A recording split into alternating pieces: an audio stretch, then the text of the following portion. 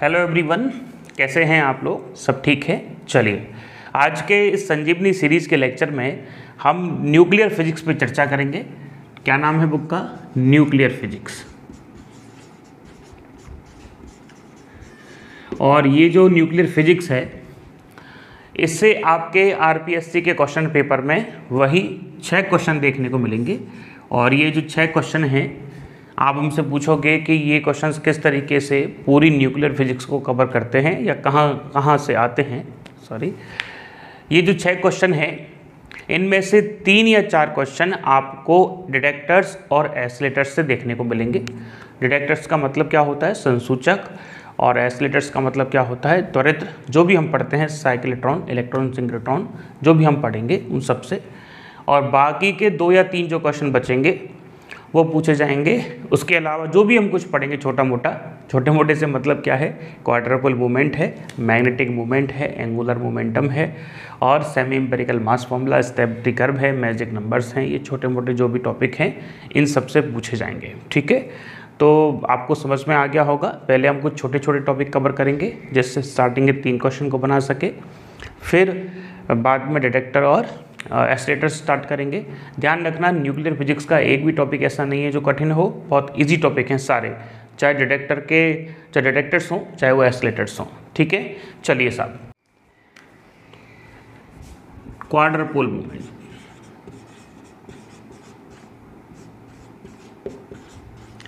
हाँ जी, क्या होता है हम इसको बता चुके हैं। यदि आप इलेक्ट्रोमैग्नेटिज्म के बेस पे देखें तो आपको ये बताएगा कि इसका जो पोटेंशियल होता है, वो कितना होता है? 1/r³ के। और इसका जो इलेक्ट्रिक फील्ड होता है 1/r4 के होता है इन इलेक्ट्रोमैग्नेटिज्म। लेकिन हम न्यूक्लियर में इन बातों पर ध्यान नहीं देते, क्योंकि न्यूक्लियर का जो काम है वो न्यूक्लियर के अंदर चार्ज डिस्ट्रीब्यूशन को देखना है। तो इसका जो फॉर्मूला मिलता है, हमको 3 फॉर्मूले मिलते हैं छोटे छोटे, डेरिवेशन करते हैं उससे। P0 बराबर मिलता है ρ/dV, और आप जानते हैं ये तो Q के बराबर ही है। इसका मतलब एक चार्ज है, तो ये रिप्रेजेंट करता है मोनोपोल को। ठीक है, इसके अलावा आप जानते हैं एक होता है P1 जिससे डिनोट करते हैं, यहाँ आता है R। आप चाहो तो यहाँ पे R cos थीटा लिखो। और आपको शायद याद होगा, इलेक्ट्रोमैग्नेटिज्म का लेक्चर यदि आपने देखा होगा तो इसको RZ/dV भी लिख सकते हैं। ठीक है, ये शो करता है डाइपोल को। अब कोई बताएगा आपको डाइपोल को कैसे शो करता है? देखो, Z को बाहर निकाल दें तो क्या बन गया? ρdV। और Z ये किसको बताएगा? चार्ज को। तो कोई भी चार्ज का दूरी के साथ मल्टीप्लाई करें तो क्या मिलता है? डाइपोल। बात करते हैं P2 की। ये क्वाड्रुपल मूवमेंट है, और ये जो मूवमेंट है आपको बताएगा ρ। हाँ जी, आप चाहें तो Z² लिखो, आप चाहें तो 3 cos² थीटा -1 r²। यहाँ पे 2 लगाइए और dV लगाइए। ये किसको बताएगा? ये बताएगा क्वाड्रुपल मूवमेंट को। ठीक है, और आप इसको स्टाइल में भी लिख सकते हो। स्टाइल का मतलब हमारा ये है चाहो तो जैसे 3 cos² थीटा कॉमन ले लें और r² का मल्टीप्लाई कर दे, तो देखो कितना बनेगा। चलो हम बता ही देते हैं, आपको फिर तकलीफ हो जाएगा। 3r² cos² theta -r²। ठीक है, और यहाँ के लिख सकते हैं 2 लिख सकते हैं और dV लिख सकते हैं।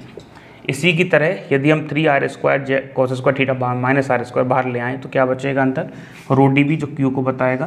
तो ρdV का तो हो गया Q, यहाँ आ गया 2, और r cos थीटा को Z लिख सकते हैं -r²। ठीक है, चलिए आगे बढ़े साहब।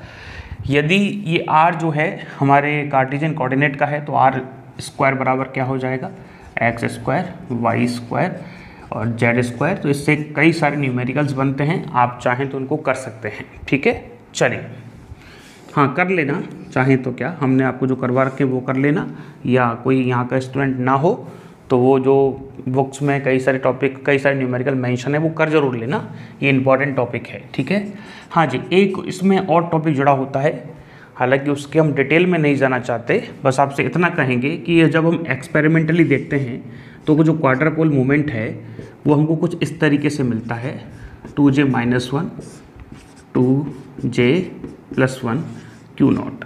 ये जो Q0 हम निकालते हैं, ये Q0 ही होता है बेसिकली। ये जो Q0 होता है, ये होता है इंट्रिंसिक क्वाड्रुपल मूवमेंट नेज क्या बोलते हैं इसको, क्वाड्रपल मूवमेंट, चतुर्ध्रुव आघूर्ण, हाँ, नेज चतुर्ध्रुव आघूर्ण इंट्रिंसिक, ये प्रैक्टिकली है। लेकिन एक बात हमको समझ में आती है कि यदि J बराबर 1/2 है तो देखो जरा QJ बराबर कितना मिल रहा है, 0। और J की वैल्यू जब तक हम 1/2 से ज़्यादा नहीं रखेंगे, किससे, 1/2 से, तब तक हमको QJ का जो वैल्यू है वो नॉट इक्वल टू क्या नहीं मिलेगा, 0 नहीं मिलेगा। बात आया कुछ समझ में? तो ध्यान रखना, यदि आप QJ नॉट इक्वल टू 0 चाहते हैं, QJ का कोई भी मान चाहते हैं, तो आपको पता होना चाहिए कि J की वैल्यू जो है इज ग्रेटर देन 1/2 होनी चाहिए। अब J क्या होता है, वैसे इसका नाम टोटल एंगुलर मोमेंटम है, कुल कोणीय संवेग है। अभी हम डिटेल में बात करेंगे इसके बारे में, ठीक है। चलिए, तो एक बात ध्यान रखें, यदि Q की देखो 3 वैल्यूज़ पॉसिबल हैं, Q बराबर 0, Q लेस देन 0 और Q is greater than 0। Q बराबर 0 का मतलब क्या है, Q बेसिकली बताता क्या है, चतुर्ध्रुव आघूर्ण क्या बताता है, ये बताता है डिस्ट्रीब्यूशन ऑफ द चार्ज को, चार्ज न्यूक्लियस में किस तरीके से डिस्ट्रीब्यूटेड है। तो यदि Q बराबर 0 होगा, इसका सीधा सीधा मतलब ये होगा कि आपका जो चार्ज है वहाँ पे सममितीय गोलीय रूप से वितरित है, ठीक है। कैसी सममितीय, वहाँ पे कैसी सिमेट्री है, स्फेरिकल सिमेट्री, ये ध्यान रखें, ठीक है साहब। इस तरीके से आप मान लें इसको, goal is a sphere. Q is less than है, इसका मतलब ऑवलेट है, क्या है ये, ऑवलेट सिचुएशन है, और यहाँ पे क्या है, प्रोलेट सिचुएशन है। तो हमारा जो क्वाड्रपोल मूवमेंट है उसकी कुछ बातें ध्यान रखें।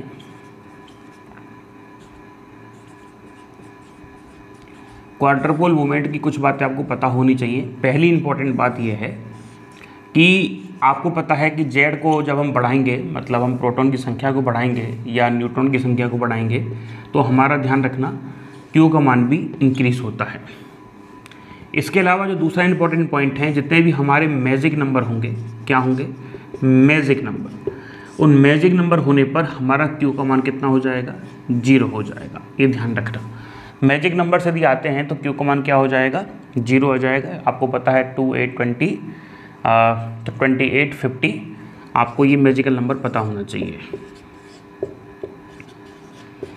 आगे भी है 82 और 126, ठीक है। चलिए साहब आगे बढ़ते हैं। एक इम्पॉर्टेंट पॉइंट और ध्यान रख लेना, वैसे तो आपको पता है कि हमारा जो क्वाड्रपोल मूवमेंट है इसका वैल्यू बहुत मिनिमम होता है, तो उसको नापने के लिए हमने क्या कर रखा है, एक अलग क्वांटिटी डिफाइन कर रखी है, दैट इज़ द बार्न, और एक बार्न बराबर 10⁻⁻28 मीटर स्क्वायर, ठीक है। ये आरयू एंट्रेंस एग्जाम में एक बार आया हुआ है, तो इसको देख लेना। इसके अलावा हमने आपसे एक बात बताई थी, J के बारे में बात करेंगे, दैट इज़ द टॉपिक लगा लो आप, एंगुलर मोमेंटम या nuclear angular momentum, nuclear angular momentum, ये हमारा अगला टॉपिक है।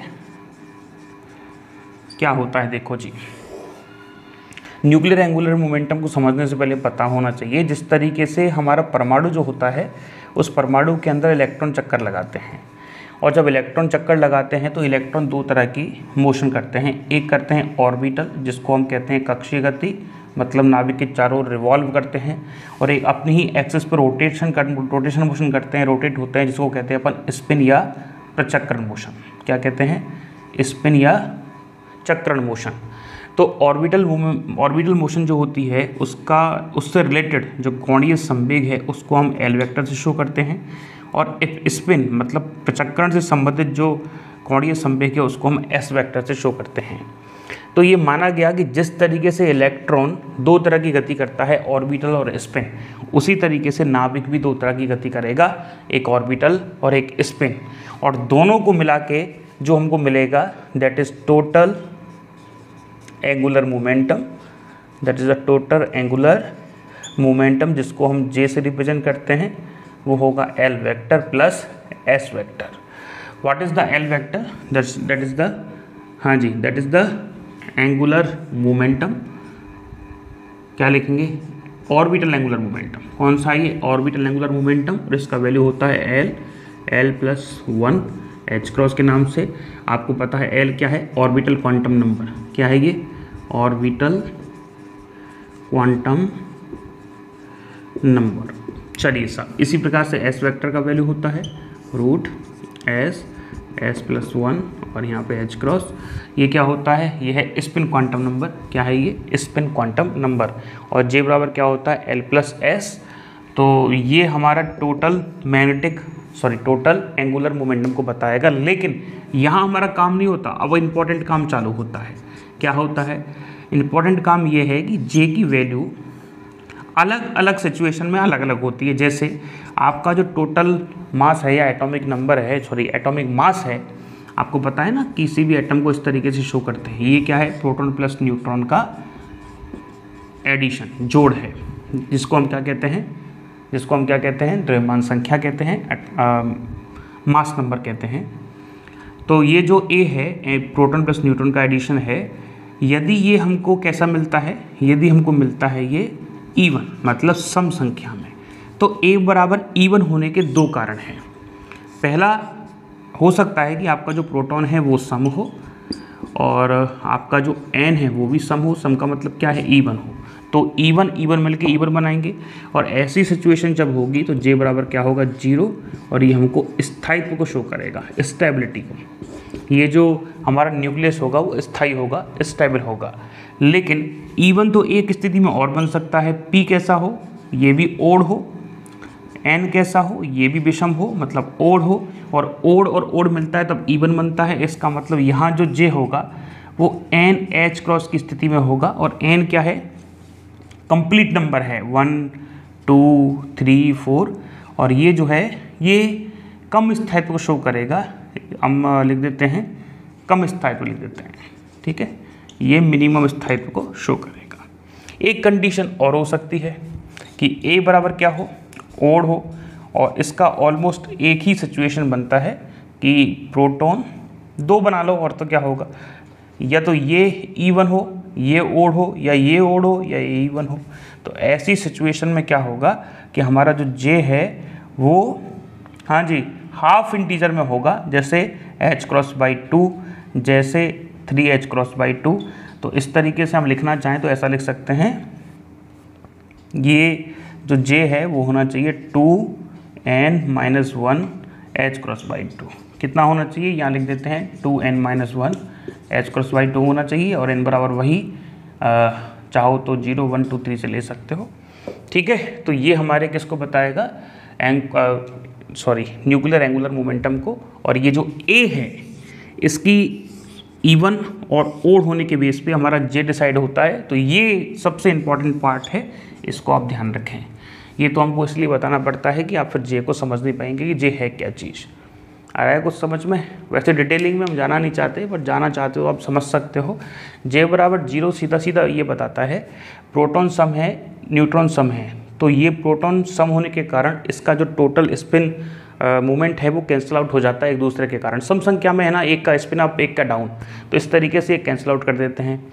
इसका क्या होता है? इसका जुड़ जाता है, मतलब इसका ओड है, इसका भी ओड है। तो ओड दोनों होने का जैसे हाफ हाफ आया तो जुड़ के क्या बनाएगा? कंप्लीट बनाएगा।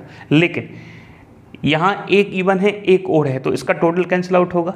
इसका एक बचेगा अयुग्मित, मतलब अनपेयर। तो वो जो होगा वहाँ पे हाफ इंटीजर ग्रुप में पेयर होगा।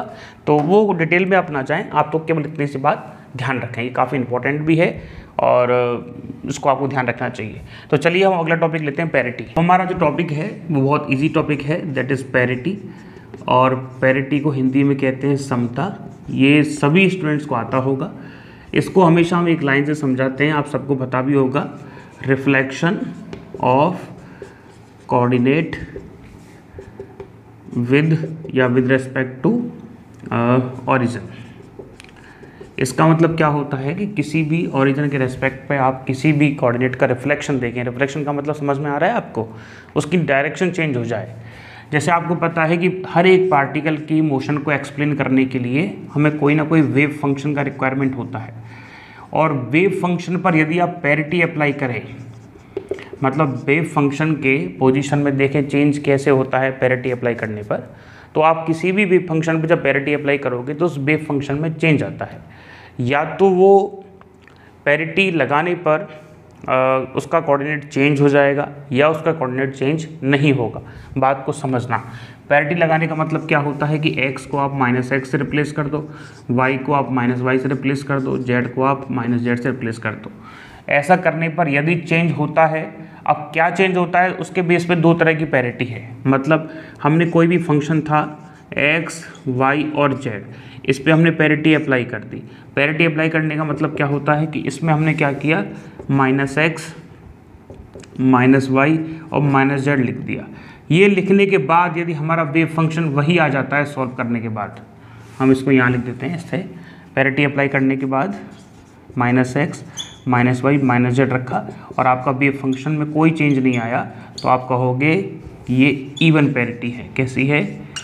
इवन पैरिटी, या वेव फंक्शन इवन है। इसके अलावा यहाँ जो पैरिटी आएगी साई x, y, z आपने लगाया, मतलब इसमें -x किया, -y किया, -z किया और आपको माइनस पेयर हो गया, तो ऐसी सिचुएशन में पैरिटी कैसी हो जाएगी? ओड हो जाएगी। लेकिन ये तो होगी क्वांटम में बात। हम न्यूक्लियर फिजिक्स की बात करें तो न्यूक्लियर फिजिक्स में पैरिटी देखने का तरीका होता है with help of angular momentum. कौन सा? ऑर्बिटल एंगुलर जो क्वांटम नंबर है, सॉरी मोमेंटम नहीं।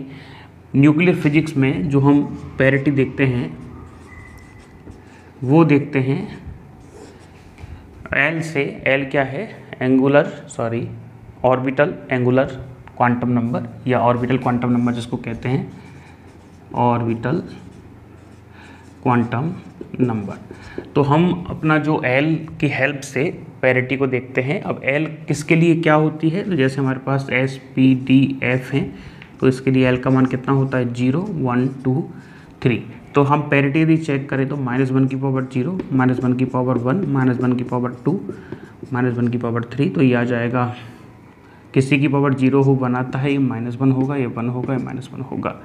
तो ये इवन पैरिटी को शो करेगा, ये ओड पैरिटी को शो करेगा, ये इवन मतलब सम पैरिटी को, ये विषम पैरिटी को। ध्यान रखना जो पैरिटी होती है वो मल्टीपल फैक्टर में होती है, मतलब मल्टीपल प्रॉपर्टी रखती है। जैसे आपको ये तो कब है? जब आपके पास एक सिंगल कोई भी न्यूक्लियन हो, प्रोटॉन या न्यूट्रॉन केवल एक हो।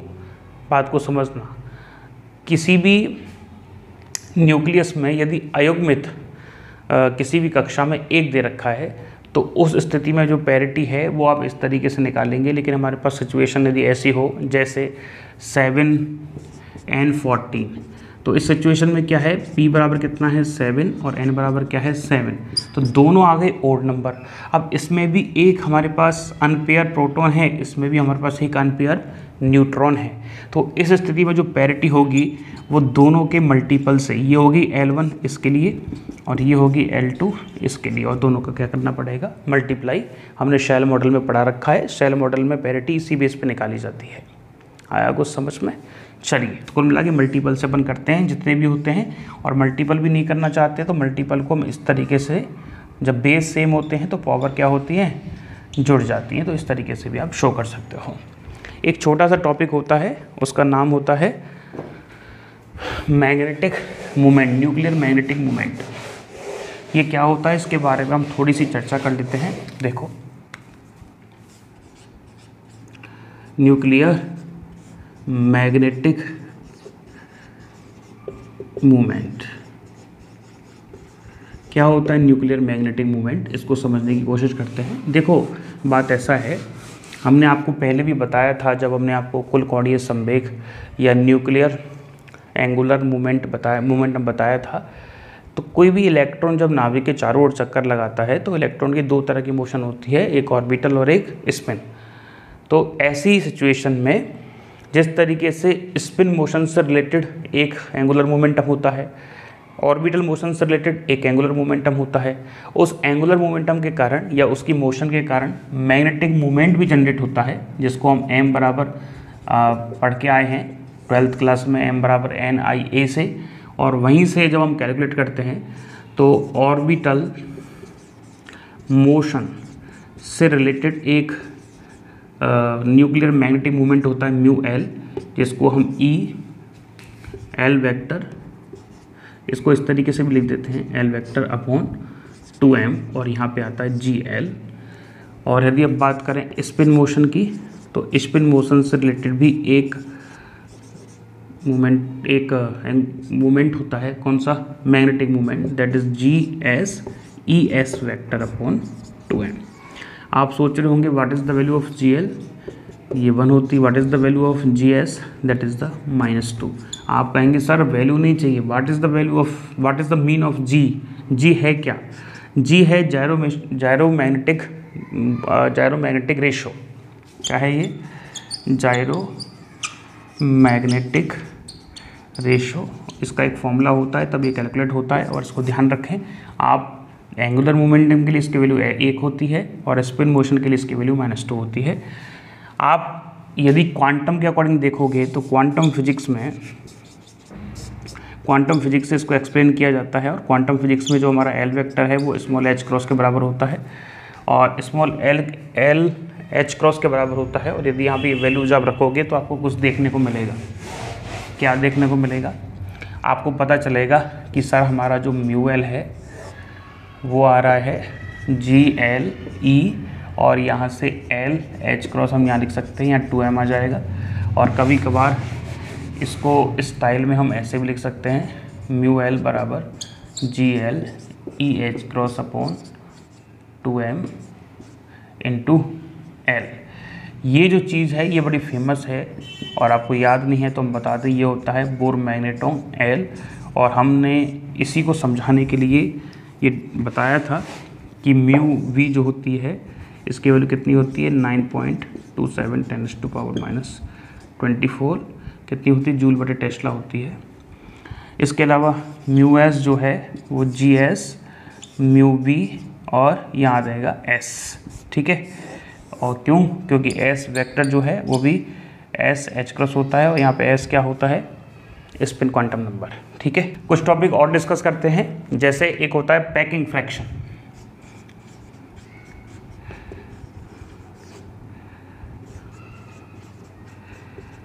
चलिए साहब, पैकिंग फ्रैक्शन के बारे में आप सब लोगों को पता है। बेसिकली है क्या, ये एक रेशो होता है। सर किसका रेशो होता है? ये रेशो होता है जो आपका मास डिफेक्ट होता है, द्रव्यमान क्षति होता है, उसका रेशो किसके साथ, मास नंबर के साथ, मास नंबर, और यहाँ क्या लिखते हैं, डिफेक्ट। तो मास डिफेक्ट का रेशो होता है द्रव्यमान संख्या के साथ m-a/a। और ये जो मास डिफेक्ट है ये हमारे पास 3 तरीके का मिलता है। 3 तरीके का मतलब सर, ये जो f है इसकी वैल्यू पॉजिटिव भी हो सकती है, पहले हम डिस्कस कर लेते हैं नेगेटिव। इसकी वैल्यू पॉजिटिव भी हो सकती है और इसकी वैल्यू 0 भी हो सकती है। और क्वेश्चन यहीं से आ सकता है, कैसे आ सकता है, यदि वैल्यू f की नेगेटिव होगी तो उस सिचुएशन में स्टेबिलिटी को शो करेगा। मतलब सर वो जो न्यूक्लियस है जिसके पैकिंग फ्रैक्शन की वैल्यू नेगेटिव है, ध्यान रखना, ऐसा नाभिक जिसका पैकिंग फ्रैक्शन नेगेटिव है वो स्टेबल होगा, या स्टेबिलिटी को शो करेगा, ये अनस्टेबिलिटी को शो करेगा, ठीक है। और जिनकी अनस्टेबिलिटी होती है वो विखंडित होते हैं, आपको पता है।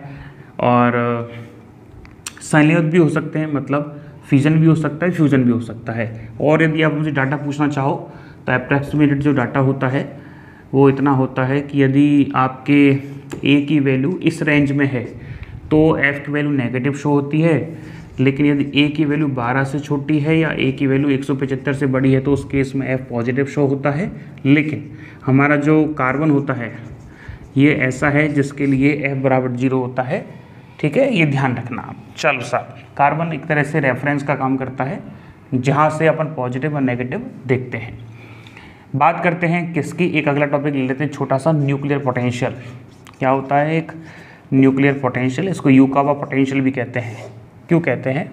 क्योंकि उन्होंने बताया था कि न्यूक्लियस के अंदर जो फोर्स लग रहा है, न्यूक्लियर फोर्स, हम सबकी जैसे ऐसा करते हैं, न्यूक्लियर पोटेंशियल पढ़ाने से पहले एक छोटा सा न्यूक्लियर फोर्स टॉपिक लगा लीजिए, उसके बारे में एक इन्फॉर्मेशन दे देते हैं।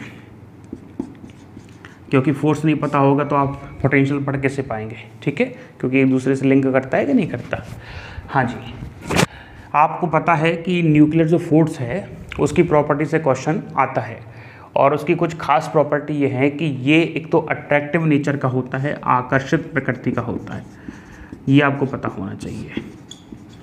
दूसरा और क्या हो सकता है, पहला पॉइंट तो इम्पॉर्टेंट है, दूसरा ये स्पिन डिपेंडेंट होता है, स्पिन डिपेंडेंट, और ये हम 1d2 से निकालते 1h2 से निकालते हैं, मतलब ड्यूट्रॉन से निकालते हैं। आपको पता है कि स्पिन पैरेलल होती है, एक प्रोटॉन होता है एक न्यूट्रॉन होता है, तो जिसकी स्पिन पैरेलल होती है वहाँ न्यूक्लियर जो फोर्स है वो ज़्यादा होता है, उसकी स्टेबिलिटी ज़्यादा होती है, और एंटीपेलर होता है तो नहीं होती है। पर कोई बात नहीं, आप ये ध्यान रखें कि ये चार्ज पर डिपेंड नहीं करता है, ये चार्ज इंडिपेंडेंट होता है। चार्ज इंडिपेंडेंट का मतलब ये न्यूट्रॉन न्यूट्रॉन, प्रोटॉन न्यूट्रॉन और प्रोटॉन प्रोटॉन के बीच में इक्वली लगता है, कुछ अंतर नहीं आता है, ठीक है। इसके अलावा ये शॉर्ट रेंज फोर्स है, कैसा है, ये शॉर्ट रेंज फोर्स है, ऐसा नहीं है कि इनफाइनाइट तक लगता है।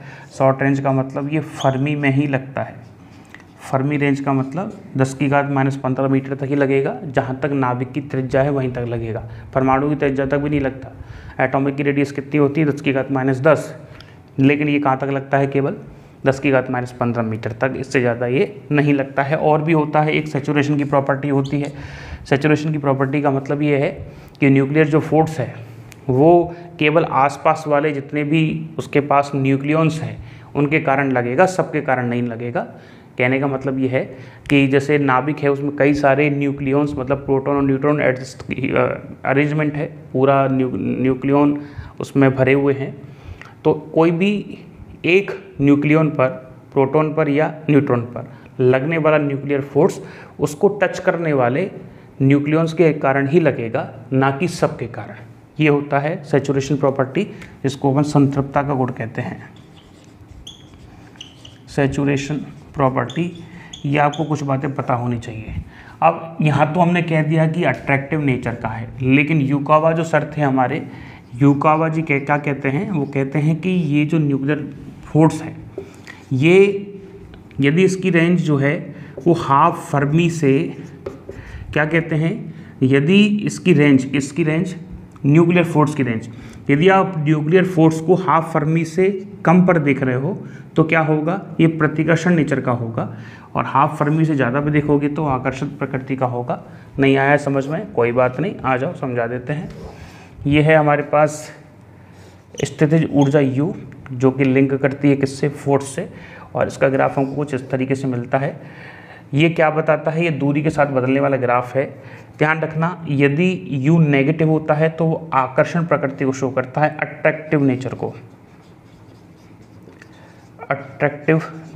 को शो करता है, और ये रिपल्सिव नेचर को शो करता है, ठीक है। ये अंतर होता है इन दोनों में। तो ये प्रतिकर्षण का गुण शो करेगा, ये आकर्षण का करेगा, लेकिन बात ये है कि ये जो और थोड़ा सा तरीके से बनाएं तो इस तरीके से इसको बना सकते हैं। तो क्या बताता है सर ये ग्राफ, ये बता रहा है, हाँ जी, ये बताता है कि ये जो पॉइंट है, ये पॉइंट होता है 0.5 × 10⁻⁻15 मीटर, ये हाफ फर्मी होता है। तो हाफ फर्मी से यदि कम डिस्टेंस पे देखोगे, जैसे दो न्यूक्लियॉन्स हैं, प्रोटॉन या न्यूट्रॉन, उनकी बीच की डिस्टेंस यदि हाफ फर्मी से कम है तो इतने पास होने के कारण उनका जो EM फोर्स है, इलेक्ट्रोमैग्नेटिक फोर्स है, वो ज़्यादा प्रभावी हो जाएगा। तो वो एक दूसरे को क्या करेंगे, प्रतिकर्षित। तो हम क्या देख रहे हैं कि यदि R की वैल्यू लेस देन 0.5 × 10⁻⁻15 मीटर से कम है तो वहाँ लगता है प्रतिकर्षण, और इससे ज़्यादा यदि है डिस्टेंस, कहाँ तक, 10⁻⁻15 तक ही हमको लेना है, क्योंकि इसके बाद तो न्यूक्लियर फोर्स लगेगा भी नहीं। तो बाकी का जो अगला वाला रेंज है 0.5 से 1 तक, या 0.5 फर्मी से 1 फर्मी तक, उसमें क्या लगेगा, आकर्षण प्रकृति को शो करेगा, ठीक है। अरे आ गया क्या समझ में, चलो कोई बात नहीं। एक छोटा सा और टॉपिक हम ले लेते हैं, इसको हटा दें। अब हम समझते हैं कि ये जो मेसोन है, मेसोन थ्योरी युकावा ने जो दी थी, क्यों दी थी और इसका रीज़न क्या है। आप कभी सोचते होंगे या आपके दिमाग में यह भी आता होगा कि न्यूक्लियस में जो न्यूक्लियॉन्स के बीच में फोर्स लगता है, नाभिक में जो प्रोटॉन और न्यूट्रॉन के बीच में नाभिकीय बल लगता है, उसका रीज़न क्या है। तो उसका रीज़न दिया था युकावा की मेसोन थ्योरी ने। और ये थ्योरी क्या बताती है, पहले ये माना जाता था कि प्रोटॉन और न्यूट्रॉन के बीच में, या प्रोटॉन प्रोटॉन के बीच में, या न्यूट्रॉन न्यूट्रॉन के बीच में जो लगने वाला नाभिकीय बल है वो हमारा पॉजिट्रॉन और इलेक्ट्रॉन के कारण है, ठीक है, बीटा डिके के कारण है। लेकिन ऐसा नहीं था। युकावा ने कहा कि एक और पार्टिकल है जिसको हम पाई मेसॉन कहेंगे, ये प्लस माइनस और जीरो होता है, तीन होते हैं, माइनस प्लस और न्यूट्रल। तो ये जो पार्टिकल है ये रेस्पॉन्सिबल है न्यूक्लियर फोर्स के लिए, मतलब जो दो न्यूक्लियॉन्स हैं वो इसका विनिमय करते हैं, तब जाके हमको क्या मिलता है, न्यूक्लियर फोर्स। तो विनिमय कैसे होता है, जैसे प्रोटॉन और न्यूट्रॉन के बीच में विनिमय होता रहता है, तो प्रोटॉन को हम न्यूट्रॉन प्लस पाई प्लस लिख पाएंगे, ये पाई प्लस का एमिशन करेगा, पाई प्लस मेसॉन का एमिशन करेगा, और न्यूट्रॉन क्या करेगा, इसको एब्जॉर्ब करेगा या इसको ग्रहण करेगा, और ये क्या बनाएगा, प्रोटॉन। तो क्या होता है, प्रोटॉन न्यूट्रॉन में और न्यूट्रॉन प्रोटॉन में बदलता रहता है। आप उल्टा भी कर सकते हो, ऐसे भी लिख सकते हो, न्यूट्रॉन जो होता है क्या करता है, प्रोटॉन प्लस पाई माइनस में टूट जाता है, और ये जो पाई माइनस है ये प्रोटॉन ग्रहण कर लेता है, और जब ये प्रोटॉन पाई माइनस को ग्रहण करता है तो न्यूट्रॉन में कन्वर्ट हो जाता है। तो हमने क्या देखा, जो न्यूट्रॉन था वो प्रोटॉन बन गया। तो एक दूसरे में इंटरचेंज इनका चलता रहता है। न्यूट्रॉन न्यूट्रॉन के बीच में कैसे होगा, तो एक और उन्होंने बताया कि पाई नॉट होता है प्लस न्यूट्रॉन, और इसी को कौन ग्रहण करता है, पाई नॉट प्लस न्यूट्रॉन, और वही न्यूट्रॉन और न्यूट्रॉन, प्रोटॉन प्रोटॉन में भी ऐसे ही होगा। तो ये हमारे पास क्या है, युकावा का मेसॉन थ्योरी है। और सबसे इंपॉर्टेंट पॉइंट यह ध्यान रखना कि ये जो पाई मेसॉन है इसका मास जो है वो इलेक्ट्रॉन के मास से बहुत कम होता है, या ऐसा लिख सकते हैं कि इलेक्ट्रॉन का जो मास है वो ऐसे लिखो, पाई मेसॉन का जो मास है वो या तो 200, याद कर लो सीधा सीधा 200 Me, या पाई मेसॉन का जो मास है वो 226 Me, ठीक है, ये ध्यान रखना। एक और हम टॉपिक डिस्कस करना चाहते हैं और उस टॉपिक का नाम है आइसो स्पिन। वैसे तो आप सीधा सीधा एक बात ध्यान रखना कि आइसो स्पिन में आई जो है वो प्रोटॉन के लिए भी हाफ होता है और न्यूट्रॉन के लिए भी हाफ होता है। इसका मतलब आइसो स्पिन है क्या, इसका हिंदी में नाम होता है संभारिक प्रचक्रण। ये एक क्वांटम नंबर है संभारिक प्रचक्रण, ठीक है। और इसका यदि थर्ड कंपोनेंट देखें तो इसका हमको मिलता है प्रोटॉन के लिए तो हाफ मिलता है, न्यूट्रॉन के लिए -हाफ मिलता है।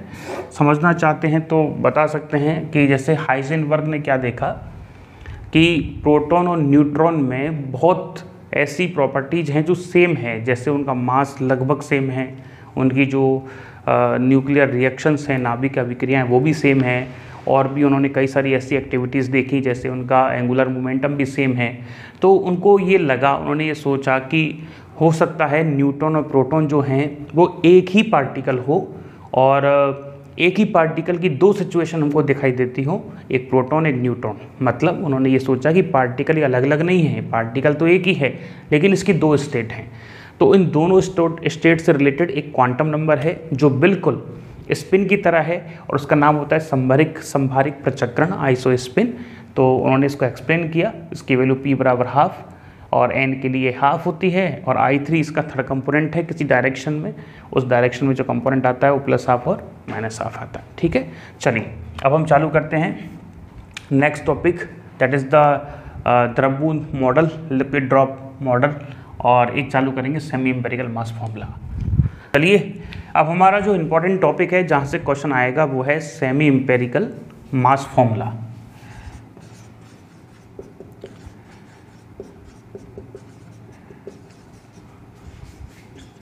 हाँ जी, ये जो फॉर्मूला है या ये जो कॉन्सेप्ट है, ये जो टॉपिक है, इससे क्वेश्चन हर एक एग्जाम पेपर में आता है, लेकिन हम इसको पढ़ क्यों रहे हैं, ठीक है।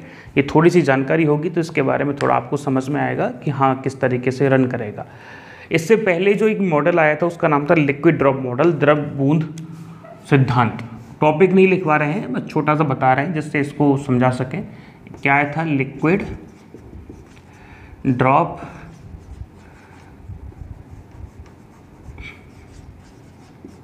मॉडल। लिक्विड ड्रॉप मॉडल क्या था, बिल्कुल जैसा नाम है वैसा ही ये मॉडल था। मतलब एक पानी की बूंद थी और किसी साइंटिस्ट ने नाविक की स्ट्रक्चर को समझने के लिए, नाविक की कंप्लीट सिचुएशन को एक्सप्लेन करने के लिए उसका कंपैरिजन कर दिया किसी भी पानी की बूंद के साथ। ध्यान रखना, दो चीज़ें होती हैं, साबुन का बुलबुला और एक पानी की बूंद। हम कंपैरिजन करेंगे पानी की बूंद के साथ। साबुन के बुलबुले में क्या प्रॉब्लम है कि बुलबुले के अंदर हवा होती है, जबकि बूंद में अंदर पूरा पानी भरा होता है। और हम जिस बूंद को ले रहे हैं वो आदर्श बूंद है, मतलब उसमें अंदर जो है पानी का डेंसिटी इक्वल है, ठीक है, उसका आकार बिल्कुल गोल है, तो बूंद आइडियल है। तो कंपैरिजन करने से हमको बहुत सारी चीज़ें क्लियर हुई, जैसे नाविक गोल होता है, नाविक पानी की बूंद भी गोल होती है। गोल होने का कारण क्या है, पृष्ठ तनाव। तो पृष्ठ तनाव क्या करता है, पानी की बूंद को गोल करता है। इधर जो न्यूक्लियस को गोल करने के लिए जो सैचुरेशन है और जो पृष्ठ तनाव है वो भी लगता है। इसके अलावा जिस तरीके से नाविक के अंदर डेंसिटी सभी जगह इक्वल होती है, ये इंपॉर्टेंट कॉन्सेप्ट है, बहुत बार पूछा जाता है, इसको समझ लें आप। जैसे उसने दे दिया कि एल्युमिनियम के लिए और सोडियम के लिए, एल्युमिनियम के लिए और सोडियम के लिए, सोडियम के नाविक के लिए डेंसिटी का रेशो क्या होगा। तो ध्यान रखना, कोई भी वो आपको दे, सबका डेंसिटी का रेशो 1:1 होता है, ठीक है। लेकिन वो रेडियस का रेशो दे दे तो फिर आपको निकालना पड़ेगा R1/R2, ये होता है R0 A1 की पावर 1/3, ये होगा R0 A2 की पावर 1/3। लेकिन डेंसिटी हमेशा क्या होती है, सेम होती है सभी न्यूक्लियस के लिए। तो क्या निकल के आया कंपैरिजन से कि जिस तरह पानी की बूंद में, पूरी बूंद में हर जगह पानी की डेंसिटी, पानी की मात्रा सभी जगह बराबर है, वैसे ही पूरे न्यूक्लियस में हमारी जो न्यूक्लियॉन्स हैं, प्रोटॉन और न्यूट्रॉन हैं, उनकी डेंसिटी कैसी बराबर है। इसका मतलब सभी जगह इक्वली डिस्ट्रीब्यूटेड हैं। इसके अलावा बहुत सारी बातें और पता लगी, जैसे पानी की बूंद जो हैं उन दोनों को आपस में जोड़ा जाए, मतलब संघनित करके एक बड़ी बूंद बनाई जाए तो संलयन को शो करेगी। वैसे ही हम किसी पानी को गर्म करें, पानी की बूंद को गर्म करें तो वो एनर्जी निकाल के 2 से ज़्यादा बूंदों में डिवाइड हो जाएगी, तो किसको एक्सप्लेन करेगा, विखंडन को शो करेगा। तो पानी की हेल्प से हमने नाविक की बहुत सारी एक्टिविटी को समझाया, लेकिन डाटा के साथ नहीं समझा पाए। जैसे पानी को गर्म करने पर जिस तरीके से हीट निकलती है, वैसे ही न्यूक्लियस का जब विखंडन होगा तो कितनी बंधन ऊर्जा निकलेगी वो हम नहीं बता पा रहे हैं, ठीक है। एग्जैक्ट मतलब फिनोमेना को एक्सप्लेन कर रहे हैं, लेकिन कितना अमाउंट में वो सारा डाटा आएगा या कैलकुलेशन होगी वो हम एक्सप्लेन नहीं कर पाएंगे। तो बंधन ऊर्जा को प्रॉपर एक्सप्लेन करने के लिए सेमी इंपेरिकल मास फॉर्मूला काम में लिया गया, जो द्रव बूंद मॉडल की, लिक्विड ड्रॉप मॉडल की एक तरीके से ड्रॉबैक है या सफलता है। ये क्या कहता है, ये कहता है कि हमारे पास जो आपको अच्छे से पता होगा कि जो डेल्टा एम है, जो हमारे पास मास डिफेक्ट है, वो EV के रूप में आता है यदि हम इसको c² से मल्टीप्लाई कर दें। EV का मतलब क्या है, बंधन ऊर्जा से होता है, जिससे न्यूक्लियस बंधे होते हैं, सॉरी न्यूक्लियॉन्स बंधे होते हैं। तो जो EV है क्या है, EV। तो EV जितना ज़्यादा होगा स्टेबिलिटी उतनी ज़्यादा होगी, EV जितना कम होगा स्टेबिलिटी उतनी ही कम होगी।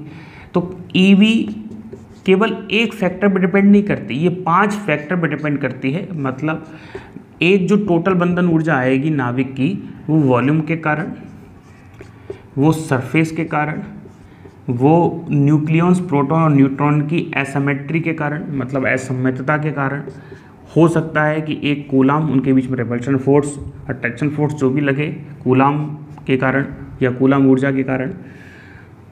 एक होता है युग्मन के कारण, पेयर के कारण, मतलब प्रोटॉन और प्रोटॉन सम है या विषम है, उस बेस पे भी होता है। तो इनका क्या होता है, प्रोपोर्शनलिटी पूछा जाता है एग्जाम पेपर में कि किसके प्रोपोर्शनल है। तो हम यही आपको बता दें कि ये जो EV है, ये एकमात्र ऐसी बंधन ऊर्जा का कंपोनेंट है जो बंधन ऊर्जा को इंक्रीज करता है, मतलब ये हमेशा पॉजिटिव में होती है, ये बात ध्यान रखना। और EV का मतलब है वॉल्यूम पे डिपेंड करने वाली। तो ये जो ऊर्जा होती है वो जितना ज़्यादा वॉल्यूम होगा उतना ही ज़्यादा बढ़ती जाती है। और जब प्रोपोर्शनलिटी का साइन हटाते हैं तो हम एक कांस्टेंट लगा देते हैं स्मॉल a, और V जो वॉल्यूम है वो 4/3 पाई r³ को शो करेगा। और r क्या है, नाभिक की त्रिज्या है। लेकिन अभी अभी आपने देखा कि r का जो सूत्र है वो R0 A की पावर 1/3 होता है। तो उसका जब आप क्यूब करोगे तो आपको a × 4/3 पाई r0³ दिखाई देगा, और इसको हम a लिख सकते हैं। तो ये सब कुछ क्या है, कांस्टेंट है, तो इसको एक कांस्टेंट लिख देते हैं, वॉल्यूम और यहाँ पे ए। तो पेपर में क्या पूछा जाता है कि जो वॉल्यूम का कंट्रीब्यूशन है आपकी बाइंडिंग एनर्जी में वो किसके प्रोपोर्शनल होता है, तो आपका जवाब होगा ए के प्रोपोर्शनल होता है। ये है इंपॉर्टेंट पॉइंट। आप पहले ये बिल्कुल याद ना रखें, एक ये बात याद रखें कि पॉजिटिव होगी मतलब हमारी बंधन ऊर्जा को बढ़ाएगा और ये प्रोपोर्शनल टू ए होगा। दूसरा पॉइंट जो हम आपको बताना चाहते हैं, आप कहें तो इसको हटा देते हैं, नहीं टाइम कोई बात नहीं। ये सरफेस आपको पता है कि जितना बड़ा सरफेस होगा उतना ही बंधन ऊर्जा घटती है। आप कहेंगे सर ये तो रटने वाली बात हो गई। नहीं, ऐसा नहीं है। ऐसा इसलिए कह रहे हैं, जैसे इसको लिख सकते हैं 4 पाई, ये नेगेटिव में होती है, घटाती है। क्यों घटाती है इसका हम जवाब दे रहे हैं आपको। एक कांस्टेंट लिखना है आपको सरफेस का, और यहाँ आर स्क्वायर आता है, तो आर का जब स्क्वायर करोगे तो आर नॉट स्क्वायर ये कांस्टेंट में चला जाएगा और ए की पावर 2/3 आएगा। तो हम लिख सकते हैं ए की पावर 2/3। लेकिन कैसी होती है, ये नेगेटिव में होती है, तो आप इसको कैसे लिखेंगे, ई बराबर माइनस ए एस ए की पावर 2/3। आप कहेंगे सर घटाएगा क्यों, देखो ध्यान से आपको बता देते हैं क्यों घटाता है। जैसे ये नाभिक है, तो नाभिक में न्यूक्लियन सरफेस पे भी होंगे और नाभिक में न्यूक्लियंस जो हैं वो अंदर भी होंगे। सभी जगह न्यूक्लियंस होते हैं इक्वल डेंसिटी के साथ में, ठीक है। हम यदि बाहर वाले न्यूक्लियन की बात करें तो बाहर वाले न्यूक्लियन से कितने बंध बनते हैं, नाभिकीय बंध 1 2 3 4, यहाँ से एक भी बंध नहीं बनता है। हम यदि अंदर वाले न्यूक्लियस की बात करें तो 1 2 3 4 5 6 7 8 बनते हैं। तो कुल मिला के अंदर वाला जो न्यूक्लियन होता है, अंदर वाला जो भी हमारा न्यूक्लियर पार्टिकल है, उसके पास नाभिकीय बंधों की संख्या ज़्यादा है, उसके पास नाभिकीय बंधन ऊर्जा ज़्यादा है। लेकिन सरफेस पे जितने भी पार्टिकल्स होंगे उनके नाभिकीय बंधों की संख्या कम होगी और न्यूक्लियर एनर्जी की वैल्यू कम होती है या बंधन ऊर्जा की वैल्यू कम होती है। तो जितना बड़ा सरफेस होगा उतने ही हमको ऐसे न्यूक्लियंस मिलेंगे जिनके भी बंधों की संख्या कम है, जो हमारी बंधन ऊर्जा को घटाएगा। इस वजह से हमने माइनस लिखा है। और आप तो बस ये ध्यान रखें ए की पावर क्या आएगी 2/3। और कैसे याद रखोगे, सीधा है कि सरफेस जो होती है प्रोपोर्शनल टू सरफेस के बराबर ही होता है 4 पाई आर स्क्वायर।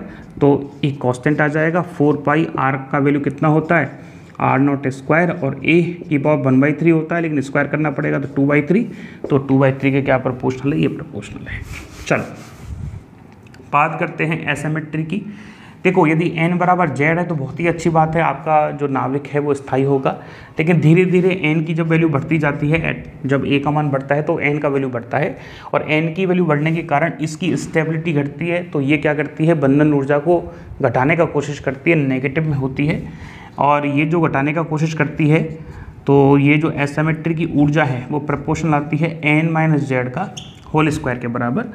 और जब इसको सॉल्व करते हैं तो एक कांस्टेंट लगा देते हैं a, माइनस का मतलब ये घटाएगी, और नीचे एक और चीज़ आती है a, हम भूल जाते हैं कभी कभार ऐसे, ठीक है। तो a जो है ये क्या है, a ये है एटॉमिक मास नंबर है, एटॉमिक मास है। तो आप देखो यहाँ पे प्रोपोर्शनल, यहाँ पे आएगा कांस्टेंट लगा देते हैं कभी a एसिमेट्री n - z का होल स्क्वायर बटे a। तो आपको याद होना चाहिए, माइनस लगा दीजिए, घटाएगा, और प्रोपोर्शनल टू a पता होना चाहिए, ठीक है। चलिए बात करते हैं Q की। तो ये तो हमने आपको लास्ट लेक्चर में जब इलेक्ट्रोमैग्नेटिज्म पढ़ाई थी तो बताया था कि माना कोई भी Ze आवेश का सम आवेशित गोला है तो उसकी जो एनर्जी होती है वो होती है 3/5 के Q square upon R। R बराबर क्या लिखेंगे, R a की पावर 1/3। तो आपकी कौन सी एनर्जी हो जाएगी, कूलाम एनर्जी, वो किसके प्रोपोर्शनल हो जाएगी, a की पावर 1/3 के।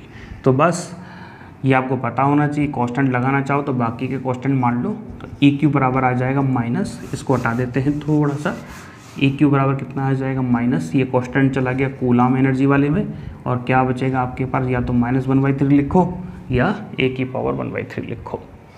एक होता है EP क्या होता है, पेयर को शो करता है। जैसा कि आपको पता है जब हमने आपको J पढ़ाया था तो बताया था A यदि सम है तो सम होने के भी 2 रीज़न हैं। यदि न्यूट्रॉन प्लस प्रोटॉन दोनों इवन हो, दोनों सम हो, तो स्टेबिलिटी ज़्यादा से ज़्यादा होती है। स्टेबिलिटी कब ज़्यादा होगी, जब बंधन ऊर्जा में इंक्रीमेंट होगा।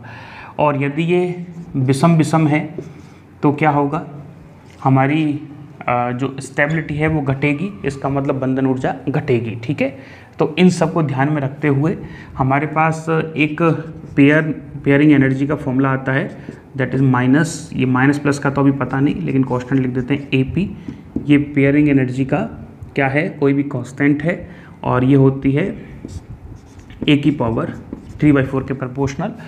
इसके अलावा यदि EP की बात करें तो इसमें जो AP है ये 2 वैल्यू रखता है। AP यदि A की वैल्यू क्या है, सम है, ठीक है, और सम में भी न्यूट्रॉन और प्रोटॉन दोनों सम हैं, दोनों इवन हैं, तो A की वैल्यू आएगी -33.5 मेगा इलेक्ट्रॉन वोल्ट। और इसमें यदि न्यूट्रॉन और प्रोटॉन दोनों कैसे हैं, ओड हैं, तो कैसी वैल्यू आएगी, A बराबर +3.5 मेगा इलेक्ट्रॉन वोल्ट। तो ऐसी सिचुएशन में क्या करोगे, ये वैल्यूज थोड़ी सी याद रख लेना और कुछ नहीं है। तो टोटल एनर्जी क्या बन जाएगी, यदि हम लिखना चाहें तो टोटल एनर्जी यदि हम लिखना चाहें, टोटल बंधन ऊर्जा लिखना चाहें तो EV प्लस, हाँ चलो मान लिख देते हैं, प्लस में कौन जाएगी, AV वॉल्यूम वाली जो A के प्रोपोर्शनल है, फिर माइनस में कौन रिड्यूस करेगी, इसको रिड्यूस करेगी सरफेस एनर्जी, तो A सरफेस और A की पावर 2/3, फिर कौन रिड्यूस करेगा इसको, एसिमेट्री, और इसको क्या लिखेंगे, एंटी सिमेट्री, और इसको क्या लिखेंगे, N-Z का लिखना चाहो तो लिख दो, बाकी का कोई ख़ास ज़रूरी नहीं है, प्रोपोर्शनलिटी पूछा जाएगा आपसे। और यहाँ आ जाएगा कूलाम ऊर्जा, ठीक है, Q से लिख दो या C से लिख दो, ऐसा कोई अंतर नहीं है कि हम Q से लिखें, C से भी लिख सकते हो आप, लेकिन आपको पता होना चाहिए कि आप कर क्या रहे हैं। जैसे C से भी लिखा है इसने, तो C से भी देख लें, है ना, और -A की पावर -3, चाहो तो नीचे लिख देते हैं, और एक है प्लस माइनस कर लें इसको AP, और यहाँ आ जाएगा A की पावर 3/4। ठीक है, ये आपको याद होना चाहिए। बस ये है सेमी एम्पिरिकल मास फॉर्मूला जो काफ़ी इंपॉर्टेंट है, ध्यान रखना। ठीक है, चलिए इसको नोट कर लो, फिर आपको अगला टॉपिक पढ़ाते हैं।